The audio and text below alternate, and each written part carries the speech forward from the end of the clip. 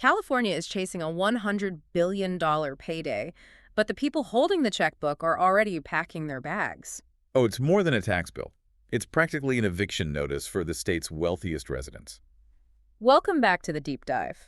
We are really glad you're here because today we are unpacking a high-stakes game of chicken happening right now in the Golden State. That's a good way to put it. We're talking about the 2026 Billionaire Tax Act. And this is one of those stories that, sounds like dry policy until you realize the sheer amount of money and, frankly, the amount of panic involved. Panic is exactly the right word. The state government needs cash, a staggering amount of it, and they've decided to get it from the wealthiest people in Silicon Valley. But there is a massive catch. There's always a catch when the government reaches for your wallet, isn't there? The catch is a deadline, January 1st, 2026. If you're a resident of California when the ball drops on New Year's Eve, you pay. But if you leave before midnight, you might just save yourself billions of dollars. And that's the situation. We're looking at a proposed one-time tax of, 5% on the net worth of anyone with over $1 billion? A billion, yeah. The state says they need this money to plug a huge budget hole and, pay for things like healthcare and education. But the reaction has been so swift. We're seeing reports that some of the biggest names in tech, people like Google co-founder Larry Page, investor Peter Thiel, they're looking for the exit. They're looking at Florida. They're looking at Texas. And honestly, if you look at the math, you can't really blame them. Not at all. So today, we're going to unpack the reality of taxing what they call paper wealth, the backlash from Silicon Valley, and why even some Democrats are calling for fraud investigations before collecting a single dime. Let's start with the basics, because there's a phrase in this bill that keeps coming up in all the articles we read, and it makes my head spin a little bit. Unrealized capital gains. Right. What does that actually mean for, say, a company founder? Okay, this is the heart of the controversy. If you don't get this part, you really don't get why everyone is freaking out. Okay. To put it simply, usually in the United States, you pay taxes when a transaction happens. Right. I sell a stock, I make a profit, the IRS takes a cut, I sell my house. You pay a tax. I pay a tax. Exactly. That is a realized gain. You have the cash in your hand, you have liquidity, but California wants to tax unrealized gains. Okay, lay it on me. How does that even work? Think of it this way. Imagine you go to a garage sale and you buy a rare baseball card for, $10. Okay. You put it in a plastic case and you stick it in your safe. 10 years later, an expert goes on TV and says, hey, that card is now worth $1 million. I'd be popping champagne. You feel rich, sure. But do you actually have $1 million in your pocket? No. Can you go to the grocery store and buy milk with that baseball card? No, it's just a piece of cardboard until I actually sell it to someone. Precisely. But California is looking at that baseball card in your safe and saying, we don't care that you haven't sold it. We want 5% of that $1 million right now. So I have to come up with 50 grand in cash just because I own a piece of cardboard that might be worth money someday. Exactly. Now, swap the baseball card for a tech company. This creates a massive problem for startup founders. We'd call them unicorns. Right. The private company's worth over $1 billion. Yeah. A founder might be worth $2 billion on paper because they own stock in their own company. But they don't have $2 billion in cash sitting in a Chase checking account. Not even close. Their wealth is the company. This is what we call the liquidity crisis.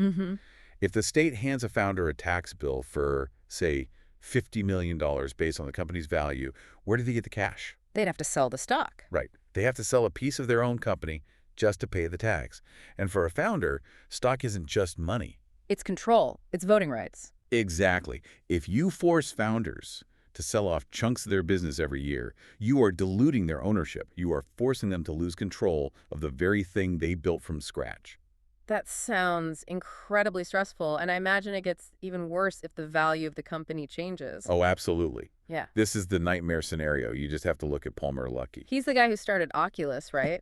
And now runs that defense tech company Ondural. Correct. And he was very blunt about this proposal. He said, quote, one market correction and I'm screwed for life. Screwed for life. That is some strong language. But look at the math. Imagine you are taxed in 2026 because your company's riding high. The state says you're worth $5 billion, so you owe this massive tax bill. Okay. Then, in 2027, the market crashes. Your company's value drops in half. But you still owe the tax on the high value from the year before. Yes, you could end up owing taxes on wealth that has literally vanished into thin air. You could owe more in taxes than you actually have left.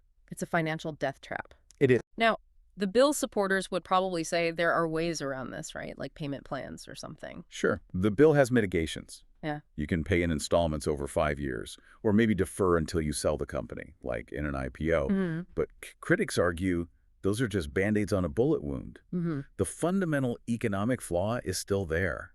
You are taxing money that hasn't actually been made yet. It sounds like the state is betting that the stock market will only ever go up. And anyone who has looked at a chart of the NASDAQ knows that is a very, very dangerous bet. So, naturally, if you tell people, we are going to take a huge chunk of your assets on January 1st, they aren't going to just sit there and wait. No, people respond to incentives. And this bill creates a massive flashing neon sign that says, "Leave California now." We mentioned Larry Page earlier, the Google co-founder. He's worth something like $200 billion. Something like that, yeah.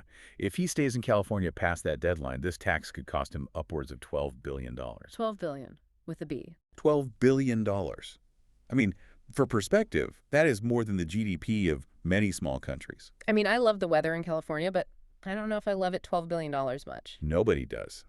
He has reportedly established LLCs in Florida, and Peter Thiel is another one, facing a bill over $1 billion.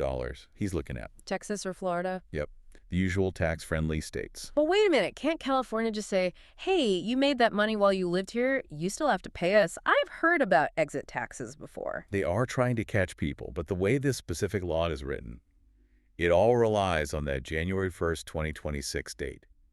It creates a cliff. So it's a race. It is a literal race against the clock. If you change your legal residency to Austin or Miami before the ball drops, you're safe. Wow. And this is what's creating a wealth drain or brain drain. Yeah. You are actively pushing the richest people, the ones who can invest in new companies and hire people out of the state. And this is the part of the research that really surprised me. You'd think the Democrats in California would be, united on this. Yeah. Tax the rich, right? I think. But Governor Gavin Newsom is actually against it. Newsom's a politician, but he can also do math. And the math here is really scary for California. How so? Well, California has an incredibly progressive tax system. They rely heavily on the top 1% of earners to fund the government. Okay. The income tax from these billionaires pays for roads, schools, fire departments, everything. So if Larry Page leaves to avoid the wealth tax? The state doesn't just lose the one-time wealth tax, they lose his annual income tax. Forever. Oh, wow. Newsom knows that if you drive away the top taxpayers, the state budget just collapses. He called it a pragmatic problem. Oh. You can't run a state if your tax base moves to Texas. It's the classic killing the goose that lays the golden egg. Exactly. You reach for the golden egg, this one-time wealth tax, but you strangle the goose in the process. Speaking of political infighting, let's talk about Ro Khanna. He's the congressman representing Silicon Valley. These are his constituents. They are. But he supports the wealth tax. How is that playing out at the, local coffee shops in Palo Alto? I don't think Ro Khanna is getting invited to many dinner parties in the Valley right now. He is facing a full-blown revolt. Really? Who's angry at him? His own donors. Ugh. We are talking about the powerhouses of tech investing firms like Andreessen Horowitz and Y Combinator. Gary Tan, the CEO of Y Combinator, he came out swinging. What did he say? He warned that this tax will destroy innovation and drive talent away. That is pretty direct. It gets worse. Another investor, Martin Casado, said Khanna has alienated every moderate. There is actual talk of these tech leaders funding a primary challenger to kick Khanna out of office. Wow, so Khanna is really sticking his neck out. What's his defense? Why is he pushing this if it's, like, political suicide? Khanna is making a moral argument. He says, look, Silicon Valley didn't build itself in a vacuum. You didn't build that argument. Basically. The internet, GPS, touch screens, a lot of that foundational tech came from government research and public funding. So he believes billionaires owe a debt back to society. And he had that FDR moment, right, quoting Roosevelt. He did, quoting Franklin Roosevelt saying, I will miss them very much, about the rich people threatening to leave. That sounds tough, but is it a fair comparison? FDR was dealing with steel tycoons and railroad barons. And that is the critical flaw in Khanna's logic. In the 1930s, wealth was physical. It was a steel mill, It was a railroad track. You couldn't just pick up a factory and move it to Florida over the weekend. You were stuck. You were stuck. Today, wealth is code. It's intellectual property. It's capital in a bank account. You can move billions of dollars with a few mouse clicks. Yeah. You can run a global tech empire from a laptop in Miami just as easily as you can from San Francisco. So when Kana dares them to leave, Yeah. they actually can. And they are. That is why the whole tough guy stance might backfire spectacularly. You're not negotiating with a captive audience anymore. Okay, so we have the how and the who. Let's talk about the why. The state wants to raise $100 billion. That's a massive pile of cash. What's the mission here? The stated goals are, to fund healthcare, specifically Medi-Cal 10, and to support K-14 education and food programs like SNP. They argue that federal cuts are coming, so the state needs to step up. That sounds noble. But here's the thing that drives me crazy, and I think drives a lot of listeners crazy. California is already a high-tax state. It's the highest. Oh. California has the highest marginal income tax rate in the country, over 13%. And the state collects, what, over $400 billion a year in revenue? That's right. $400 billion. And they still have a deficit. That is the conservative critique in a nutshell. If you are collecting record taxes and you still can't pay your bills, do you have a revenue problem or do you have a spending problem? It feels like giving a credit card to a teenager who has already maxed out 3 others. Well, California has a structural deficit. They consistently spend more than they take in.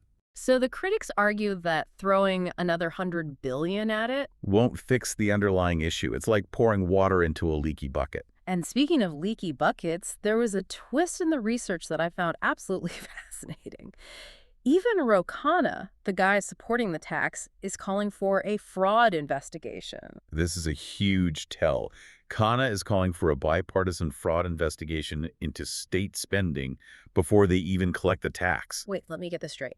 He wants to take $100 billion from the wealthy, but he also admits the state might just lose it to fraud. He's trying to get ahead of the criticism. He knows that voters and his donors don't trust the government with their money. We've all seen the headlines about billions lost to unemployment fraud in California during the pandemic. So he's basically saying, yes, give us more money, but we promise to check if we're stealing it from ourselves first. It is a tacit admission that the government is inefficient. And for the skeptics, it validates their biggest fear. Why should we hand over 5% of our net worth if it's just going to disappear into a black hole of waste and corruption? It really undermines the whole moral obligation argument, doesn't it? When you have to launch a fraud investigation on yourself. It really does. It validates the view that the government isn't a good steward of capital. So let's zoom out. We have a tax on paper wealth that might not even exist if the market crashes. We have billionaires fleeing the state before the law even kicks in, and we have a government that admits it has a spending and fraud problem. It's a perfect storm for economic disaster. What happens if this actually passes? Or even if it doesn't, what's the damage? I think the damage is happening right now. The threat of the tax is enough to get people to move. Because if you wait to see if it passes in 2026, it's too late. You're already on the hook. Exactly. You have to leave now to be safe.